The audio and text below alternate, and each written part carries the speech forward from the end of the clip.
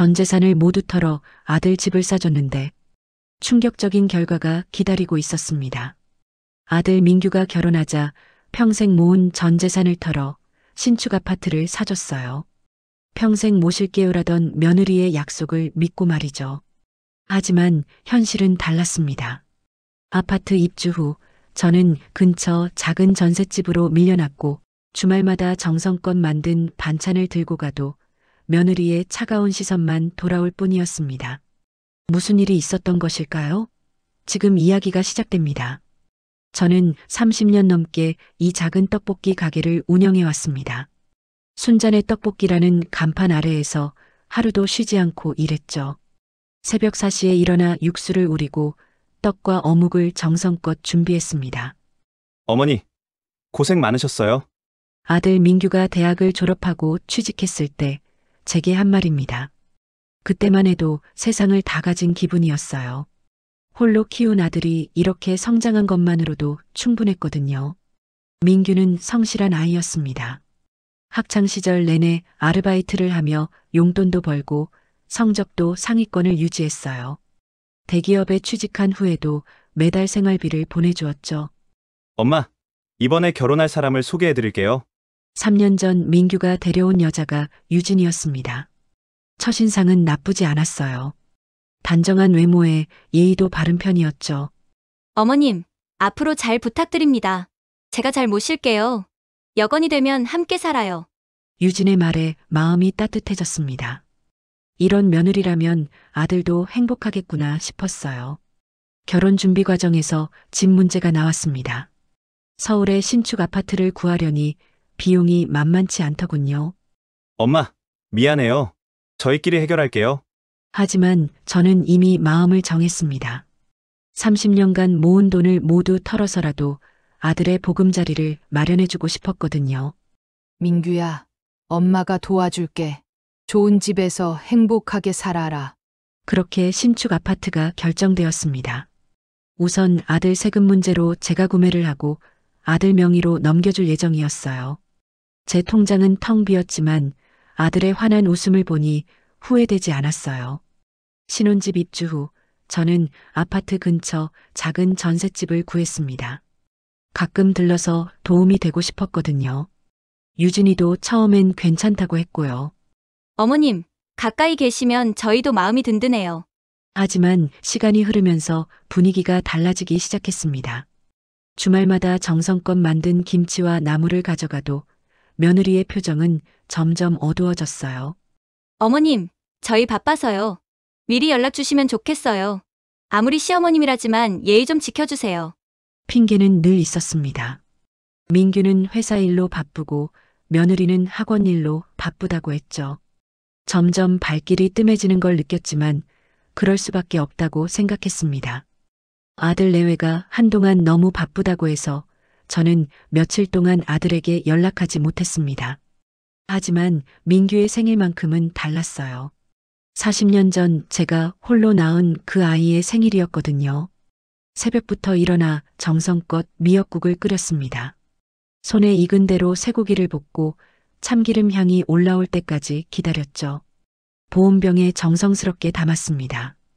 오후 6시쯤 아파트 앞에 도착했습니다. 엘리베이터를 타고 올라가는 동안 가슴이 두근거렸어요. 초인종을 눌렀습니다. 곧 문이 열리고 며느리가 나타났어요. 어머님, 오늘은 왜 오셨어요? 오늘 민규 생일이잖아. 미역국 끓여왔어. 어머님, 죄송한데요. 갑자기 친정에서 급한 일이 생겨서 지금 나가야 해요. 그럼 이것만 놔두고 갈게. 아니에요. 정말 바빠서요. 다음에 연락드릴게요. 문이 닫히는 순간 안에서 웃음소리가 들렸습니다. 분명 여러 명의 목소리였어요. 친정 급한 일이라던 말이 거짓이었다는 걸 알았습니다. 집으로 돌아와 혼자 미역국을 먹었습니다. 눈물이 흘렀지만 참았어요. 그로부터 일주일 후였습니다. 밤늦게 갑자기 열이 40도까지 올라갔어요. 아들에게 전화했지만 전화를 받지 않았습니다. 몸이 떨리고 숨쉬기도 힘들었습니다. 혼자서는 도저히 견딜 수 없었어요. 아들 집으로 향했습니다. 그냥 119 부를 걸 왜 아들 집으로 갔는지 지금도 모르겠어요. 현관문 앞에서 초인종을 눌렀어요. 한 번, 두 번, 세 번. 불은 켜져 있는데 아무도 나오지 않았습니다. 민규야. 엄마야. 많이 아파. 간신히 목소리를 냈습니다. 그때 안에서 며느리의 목소리가 들렸어요. 또 왔네, 진짜. 맨날 아픈 척하고 와서 우리 잠 못 자게 하는 거 아니야? 아들 목소리도 들렸습니다. 야, 그냥 내버려둬. 진짜 아프면 119 불렀을 거야. 어머님 원래 관심 받으려고 그러시는 거잖아. 그 순간 온몸에 힘이 빠졌습니다. 복도 바닥에 주저앉았어요. 다행히 옆집 아주머니가 나오시다가 저를 발견했습니다. 어머, 할머니, 얼굴이 왜 이래요? 아파요. 정말 많이 아파요. 아주머니는 바로 119에 신고하셨어요. 응급차가 올 때까지 제 손을 잡아주셨습니다. 응급실에 도착해서야 상황이 정리되었습니다. 급성 장염에 탈수까지 심한 상태였대요. 민규와 며느리는 다음날 오전에야 병원으로 왔습니다. 엄마, 왜 진작 연락 안 했어요? 어머님, 저희가 너무 바빠서 못 들었나 봐요. 둘 다 아무것도 모르는 척했습니다. 하지만 저는 어젯밤 들었던 그 말들을 절대 잊을 수 없었어요. 사흘 후 퇴원했습니다. 몸은 여전히 아팠지만 마음의 상처가 더 컸어요. 집에 돌아와 쉬고 있는데 문득 며느리의 인스타그램이 궁금해졌습니다. 예전에 민규가 가르쳐준 대로 검색했어요. 거기에 올라온 글을 보는 순간 숨이 막혔습니다. 언제까지 이래야 하나? 진짜 힘들다. 우리 어머니 진짜 눈치가 없어. 빨리 정리되면 좋겠는데. 댓글들도 충격이었습니다. 조금만 더 참아. 어르신들이 원래 그래. 시간이 해결해 줄 거야. 제가 전 재산을 내준 게 이들에게는 그런 의미였던 거군요. 그저 빨리 사라져야 할 짐 덩어리. 빨리 주변에서 사라지는 것을 바라는 거였습니다. 그날 밤 잠이 오지 않았습니다. 평생을 바쳐 키운 아들, 그리고 그 며느리에게 저는 이런 존재였습니다. 너무 분했어요. 새벽까지 뒤척이다가 결심했습니다. 이제 더 이상 당하고만 살 수는 없다고. 제가 할 수 있는 일이 뭔지 찾아보기로 했어요. 창문 너머로 보이는 아들의 아파트가 이제는 적의 성처럼 느껴졌습니다. 하지만 저도 30년간 혼자 살아온 여자입니다. 쉽게 포기하지는 않을 거예요. 밤새 뒤척이다가 잠이 오지 않아 창문을 봤는데 비가 내리고 있었습니다. 성경책을 꺼내려 책상 서랍을 열다가 오래된 서류 봉투 하나를 발견했습니다. 무심코 꺼내본 그 서류는 아파트 등기부등본과 명예 이전 서류였습니다. 제 이름으로 아파트를 구입하고 명예 변경하라고 서류를 아들에게 줬었는데 왜 여기에 있는지 이해가 되지 않았습니다. 먼지가 수북이 쌓여 있었어요. 이건 왜 여기 있지? 서류를 보고 소유줄 안에 선명하게 적힌 세 글자. 김순자. 바로 제 이름이었습니다. 아들 민규가 명의 이전을 하겠다고 말했는데 이게 어떻게 된 일일까요? 오래된 거라 지금은 바뀌어 있을 거라고 생각되었지만 혹시 하는 마음에 등기소 홈페이지에 들어가 현재 등기부를 조회해 봤습니다. 결과는 똑같았어요. 소유주는 여전히 김순자 제 이름이었어요. 아들에게 명예 이전하라고 서류를 주었는데 아들이 잊고 있었나 봅니다. 그날 밤 잠을 이룰 수가 없었어요. 며느리는 알고 있었을까? 온갖 생각이 머릿속을 휘저었습니다. 아파트 명의가 자기로 되어 있지 않으면 재산세 등으로 알 수 있을 텐데 왜 말을 안 했을까? 여러 가지 생각이 들었습니다. 며칠 후가 제 생일이었어요. 아들에게 문자를 보냈습니다. 민규야, 이번 주 토요일이 엄마 생일인데 같이 밥 먹을래? 답장은 금방 왔어요. 알겠습니다. 시간 되면 연락드릴게요. 토요일 아침 민규에게서 전화가 왔습니다. 엄마, 유진이가 감기 걸려서 집에 있어야 할 것 같아요. 제가 혼자 갈게요. 그래, 괜찮아. 며느리 푹 쉬라고 해. 오후 1시에 민규가 왔어요. 근처 한식당에서 밥을 먹으며 담담하게 이야기를 나눴습니다. 식사를 마치고 민규가 돌아간 후 저는 휴대전화를 보다가 우연히 며느리의 SNS를 발견했어요. 그리고 그 순간 제 안에 무언가가 완전히 부서졌습니다. 사진 속 며느리는 아이들과 함께 고급 레스토랑에서 환하게 웃고 있었어요. 케이크까지 놓여 있었고 배경에는 화려한 샹들리에가 보였습니다. 바로 민규가 저와 식사하던 시간이었어요. 감기에 걸려서 집에 있다고요? 거짓말이었던 거죠. 그날 밤 저는 등기부등본을 다시 꺼내 들었습니다. 소유주 김순자. 이 세 글자가 새롭게 다가왔어요. 아직 이 집은 내 거야. 71년을 살아오면서 이렇게 또렷하게 제 권리를 인식한 적이 없었어요. 그동안 저는 항상 가족을 위해 양보하고 희생했거든요. 하지만 이제는 달라야 했어요. 다음 날 아침 부동산에 전화를 걸었습니다.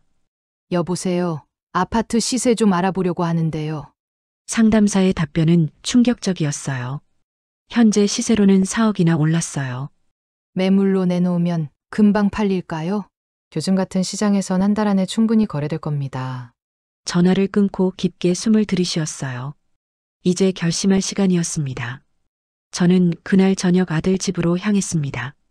함께 식사를 마치고 아들 부부가 거실에서 TV를 보고 있을 때 저는 서류 봉투를 들고 나왔습니다.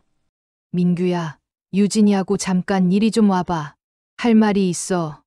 두 사람이 식탁 앞에 앉았어요. 며느리의 얼굴에는 짜증이 가득했지만 저는 개의치 않았어요. 봉투에서 등기부등본을 꺼내 테이블 위에 놓았습니다. 이게 뭔지 아니? 민규의 얼굴이 순간 굳어졌어요. 이 집 명의가 아직도 내 이름으로 되어 있더라. 너 명의 이전을 했다며? 아, 맞다. 잊고 있었어요. 엄마가 서류를 준 것 같았는데 어디에다 뒀더라? 뭐라고? 아직 명의 이전도 안 하고 있었던 거야? 침묵이 흘렀습니다. 며느리가 서류를 집어들더니 얼굴이 새하얘졌어요. 이 집 팔 거야. 부동산에 매물로 내놓기로 했어. 며느리가 벌떡 일어섰어요. 내 집을 판다고요? 누구 맘대로요. 여긴 우리 집이에요. 그러냐? 근데 서류에는 아직 내 집으로 되어 있네. 집 팔 거라는 소리 하러 왔어. 알아서 짐들 싸고 나가. 며느리는 도저히 믿을 수 없다며 자기가 알아본다며 집에 가라고 했어요. 그래도 잘못했다고 용서를 빌면 넘겨주려고 했는데 그런 마음도 사라져버렸네요. 일단 집으로 왔습니다. 다음 날 아들 부부가 집에 찾아왔어요. 어머니, 진짜 집 파실 거예요? 집값 많이 올랐잖아요. 그냥 증여 좀 해주시면 안 돼요? 그 순간 며느리의 본심이 드러났습니다. 결국 돈이었던 거죠. 민규는 고개를 숙인 채 아무 말도 하지 못했어요. 저는 조용히 자리에서 일어났습니다. 다음 주부터 집 보러 오는 사람들 있을 거야. 3개월 안에 이사 준비해. 방으로 돌아오는 제 발걸음은 무겁지 않았어요. 오히려 가벼웠습니다. 이 위기를 어떻게 극복할까? 그 답을 이제 찾기 시작한 것 같아요. 매각을 통보한 후에 한 달이 지났습니다. 그동안 정말 많은 일이 있었어요. 부동산을 통해 집을 내놓자 예상보다 빨리 매수자가 나타났어요. 아들 민규에게 통장을 건넸습니다. 이사 비용으로 2천만 원 넉넉히 넣어뒀어. 2달 안에 집 비우거라. 민규는 아무 말도 하지 못했어요. 며느리는 눈물을 흘리며 제 손을 잡으려 했지만 저는 뿌리쳤어요. 이제 너희 인생은 너희가 알아서 살아. 그 말을 남기고 방으로 들어왔습니다. 가슴은 아팠지만 후회는 없었어요. 일주일 후 저는 산이 보이는 작은 집을 계약했어요. 20평짜리 아담한 공간. 창문을 열면 산이 한눈에 들어왔어요. 아침 햇살이 살랑이는 바람을 맞으며 커피를 마시는 상상을 했습니다. 이게 내 집이야. 벽지를 고르고 가구를 골랐어요. 아들 부부 눈치 보지 않고 제가 좋아하는 밝은 크림색으로 벽지를 골랐어요. 소파도 제가 앉아서 편한 걸로 샀고요. 이사하는 날 짐은 많지 않았어요. 대부분 버리고 새로 샀거든요. 71년간 쌓인 낡은 물건들을 정리하니 마음도 가벼워졌어요. 첫날 밤 새 집에서 잠을 청했습니다. 고요했어요. 며느리 눈치도 손주 울음소리도 없었어요.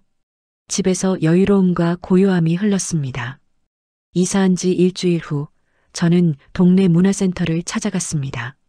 게시판에 여러 강좌가 붙어 있었어요. 노래 교실, 라인 댄스, 수채화. 뭘 해야 할지 고민하다가 2개를 신청했어요. 화요일 오전 10시 노래 교실, 목요일 오후 2시 라인 댄스. 첫 수업에 갔을 때 떨렸어요. 다들 친한 사람끼리 모여 있는 것 같았거든요. 처음 오셨어요? 저도 이번 달에 등록했어요. 옆자리에 앉은 여성이 먼저 말을 걸어왔어요. 김영자 씨라고 했어요. 저보다 3살 어린 68세였어요. 네, 이 동네로 이사 온 지 얼마 안 됐어요. 저도요. 우리 죽이 잘 맞겠네요. 그날 이후 영자 씨와 친해졌어요. 수업 끝나면 함께 차 마시러 가곤 했죠. 라인 댄스 수업도 재미있었어요. 처음엔 동작이 어려워서 헷갈렸지만 선생님이 친절하게 알려주셨어요. 할머님 표정이 점점 밝아지시네요. 선생님의 칭찬에 얼굴이 화끈거렸어요. 71년을 살면서 누군가에게 칭찬받는 게 이렇게 기분 좋은 일인지 몰랐어요. 한 달이 지나자 확실히 달라진 게 느껴졌어요. 아침에 일어나면 기분이 좋았어요. 오늘은 뭘 하지? 기대감이 생겼어요. 노래 교실에서 노래 하나를 배웠는데 제가 제일 잘 불렀어요. 선생님이 앞에 나와서 시범을 보여달라고 하셨을 때 정말 뿌듯했어요. 나도 이런 걸 할 수 있구나. 영자 씨와는 일주일에 2-3번은 만났어요. 같이 산책도 하고 밥도 먹으러 갔어요. 언니, 요즘 정말 달라 보여요. 처음 봤을 땐 표정이 어두웠는데 그래요? 저도 그런 것 같아요. 가족한테 시달렸던 것 같던데. 이제 자유로워지니까 좋죠? 네, 누구 눈치 볼 필요 없이 제 마음대로 살 수 있으니까요. 영자 동생도 비슷한 경험이 있었대요. 아들 부부와 함께 살다가 견디지 못하고 나왔다고 했어요. 우리 같은 사람이 생각보다 많아요. 다들 참고 살지만요. 그 말에 깊이 공감했어요. 어느 날 아침 창문을 열고 산 아래 들판을 바라봤어요. 햇살이 반짝이고 바람이 불어 너풀거리는 풀잎들도 보였어요. 평화로운 풍경이었어요. 이제야 내 인생을 사는구나. 71년을 살면서 늘 누군가를 위해 살았어요. 시어머니, 남편, 자식. 정작 저 자신을 위한 시간은 없었죠. 하지만 이제는 달라요. 매일 아침 일어나서 제가 하고 싶은 일을 해요. 누구 허락도 필요 없어요. 며칠 전엔 백화점에 가서 옷도 샀어요. 제가 입고 싶은 걸 샀어요. 거울을 보니 확실히 표정이 밝아진 게 느껴졌어요. 주름은 여전했지만 눈빛이 살아있었어요.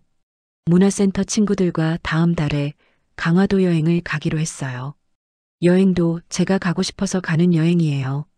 저녁에 발코니에 앉아 산을 바라보며 차를 마셨어요.